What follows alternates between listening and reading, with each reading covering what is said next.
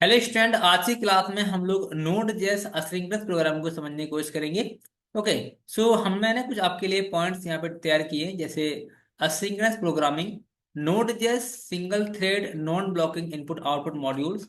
ठीक है, तो जैसे मैंने आपको बताया था लास्ट क्लास में कि नोड जेएस जो है वो हमारे single threaded input output blocking modules है, जिसमें और भी प्रोग्रामिंग लैंग्वेज हैं जो ब्लॉकिंग पे काम करती हैं, जैसे पीएचपी हो गया हमारा, एंड रूबी हो गया।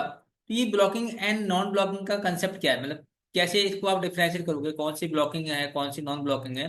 तो देखो, अगर मान के चलो कि आप ब्लॉकिंग लैंग्वेज पे काम करो, जैसे पीएचपी पे काम कर रहे हो, ठीक है, और आपको डेटाबेस से डेटा फैच करना है, डेटाबेस से डेटा फैच करना है, और आपने ना मल्टीपल इवेंट फायर किए, मतलब किलो के थाउजेंड्स के समथिंग आपने इवेंट फायर किए।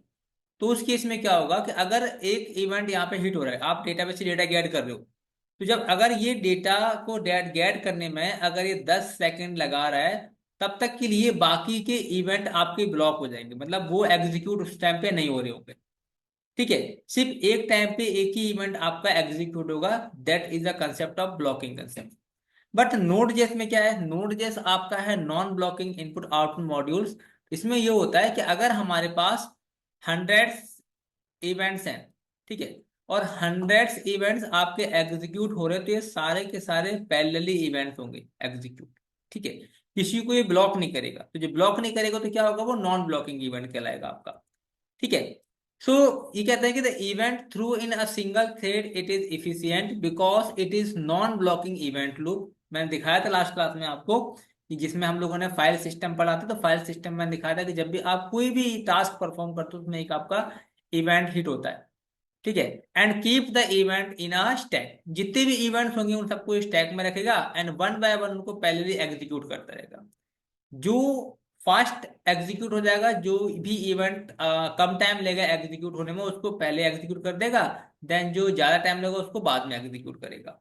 सो they will be executed one by one through without waiting for any one of these the complete instant they will be executed and completed as per the running other callbacks. ठीक है। सो अगर ये आपको समझ में नहीं आ रहा है ना थ्योरेटिकल पार्ट, तो कोई दिक्कत वाली बात नहीं है। हम लोग क्या करेंगे, एक छोटा सा प्रोग्राम बनाएंगे इस कंसेप्ट को समझने के लिए। सो हम लोग चलते हैं वीएस कोड पे, और इसको हम लोग प्रैक्टिकली करके देख लेते हैं एक बार।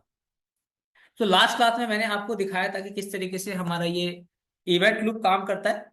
ठीक है, एंड आज की क्लास में मैं असिंक्रोनस प्रोग्रामिंग को समझाने की, तो हम लोग इसको रिमूव करते हैं यहाँ से। मैं इसको रिमूव करता हूँ, एंड इसके लिए मैं यहाँ पे लेने वाला हूँ fs डॉट रीड फाइल। एक रीड फाइल मेथड है फाइल सिस्टम का, जिसमें दो पैरामीटर पास करने होते हैं। पहले आपको फाइल का नाम देना होता है, तो हम लोग फाइल का नाम देते हैं FILE, file name, and second में कॉल बैक फंक्शन देना होता है।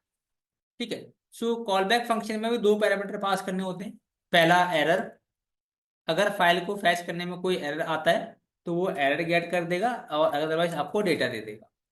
देन इस कॉल बैक फंक्शन में हम लोग कंडीशंस लगाएंगे कि इफ अगर एरर आती है, देन हम लोग क्या करेंगे, तो हम लोग यहाँ पे एक मैसेज दे देंगे कंसोल डॉट लॉग में एरर।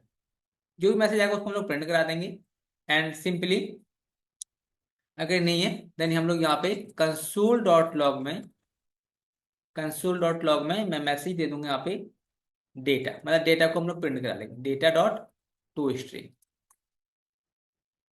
ठीक है, ताकि ये रीडेबल फॉर्मेट में हो डेटा हमारा। एंड इसके बाद हम लोग ना यहाँ पे एक मैसेज भी दे देंगे कंसोल डॉट लॉग में, सिंपल। तभी हमको पता लग पाएगा कि असिंक्रोनस प्रोग्रामिंग किस तरीके से काम करती है। ठीक है, तो हमने यार रीड फाइल नाम का जो फंक्शन है उसके बाहर हम लोग कंसोल डॉट लॉग लगाया, एंड यहाँ पे लिख दिया मैंने, सिंपल से मैसेज दे दिया नोड जेएस असिंक्रोनस प्रोग्राम।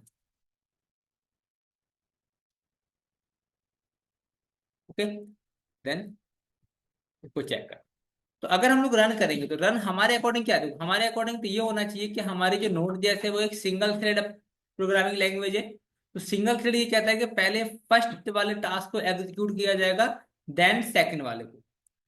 ठीक है, फिर हमने ये भी पढ़ा है कि नॉन ब्लॉकिंग है। नॉन ब्लॉकिंग में ये बताया गया कि अगर जैसे दो इवेंट यहाँ पे हिट हो रहे हैं, एक रीड फाइल और एक कंसोल डॉट लो, तो अगर इस वाले इवेंट को हिट होने में, एग्जीक्यूट होने में कुछ सेकंड्स लगते हैं, इस वाले इवेंट को एग्जीक्यूट होने में कम टाइम लगता है, तो पहले इसको एग्जीक्यूट कर दिया जाएगा, देन इसको एग्जीक्यूट किया जाएगा। ये कहलाता है हमारा असिंक्रोनस प्रोग्रामिंग। तो देखते हैं, इसको रन करेंगे तभी पता लगेगा हमको। तो हम लोगों ने अपना टर्मिनल ओपन कर लिया, देन यहाँ पे लिखा node and app dot JS. ठीक, इसको हम लोगों ने रन किया। तो रन करने के बाद यहाँ पे आपने देखा कि ये सबसे पहले देखो क्या रहा हमारा, node JS asynchronous programming. Then हमको ये डेटा मिला जो फाइल्स के अंदर हम लोगों ने लिखा हुआ है। देख लो, मैंने ना यहाँ पे फाइल में ये जो टारगेट डॉट टेक्स्ट हमारी फाइल है, इसमें मैंने कुछ बेसिक डेटा लिखा हुआ है। ठीक है, तो वो डेटा हमको बाद में मिल रहा है। क्यों? क्योंकि इसको एग्जीक्यूट होने में ज्यादा टाइम लगा एंड इसको एग्जीक्यूट होने में कम टाइम लगा। तो असिंक्रोनसली नोड जिसने इस वाली स्टेटमेंट को पहले एग्जीक्यूट कर दिया, देन इसको एग्जीक्यूट किया। क्लियर? तो ये हमारा कंसेप्ट कहलाता है असिंक्रोनस प्रोग्रामिंग का। क्लियर? उम्मीद करता हूँ आप लोगों को समझ में आ गया होगा। जबकि नेक्स्ट क्लास में हम लोग सिंक्रोनस प्रोग्रामिंग को समझेंगे। ठीक है, सिंक्रोनस मींस की ब्लॉकिंग इवेंट कैसे हम लोग एग्जीक्यूट करेंगे नोड जेएस में, वो हम लोग सीखेंगे। तो आज की क्लास में इतना ही, बाकी मिलते हैं नेक्स्ट वीडियो में। Bye bye.